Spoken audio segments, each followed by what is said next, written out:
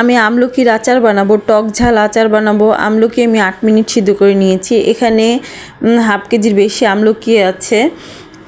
কিছু তেঁতুল নিয়ে নিয়েছি, ভিনেগার দিয়ে ভিজিয়ে রাখছি।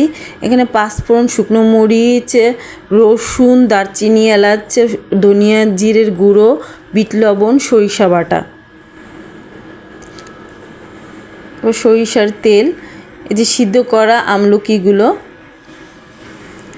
এখন আমি কড়াইতে তেল দিয়ে দিচ্ছি, একে একে সব মশলা দিয়ে দিচ্ছি। এটা গরম হয়ে গেলে আমি আমলকিগুলো দিয়ে দিব। আমলকিটা আমি 5 মিনিটের মতো নাড়াচাড়া করব।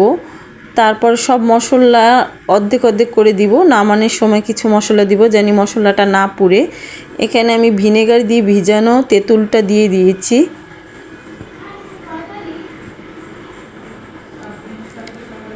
এই যে বিট লবণ দিয়ে দিচ্ছি, পাঁচফোড়ন বাটা,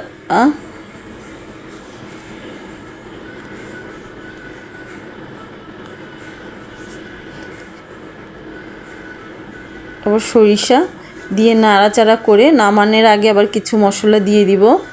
এখানে আমি কোনো চিনি অ্যাড করিনি। এই যে হয়ে গেছে, একটু শক্ত শক্ত অবস্থায় নামিয়ে নিতে হবে। এখন ঠান্ডা হলে আমি বয়মে ভরে নিব। এটা আমি 2 দিন রোদে দিব, তাহলে আমলকিটা একদম ভিতরেই গলে যাবে। এটা মুখে রুচি আনে, খুব টেস্টি একটা টক আচার, স্বাস্থ্যের জন্য খুব ভালো।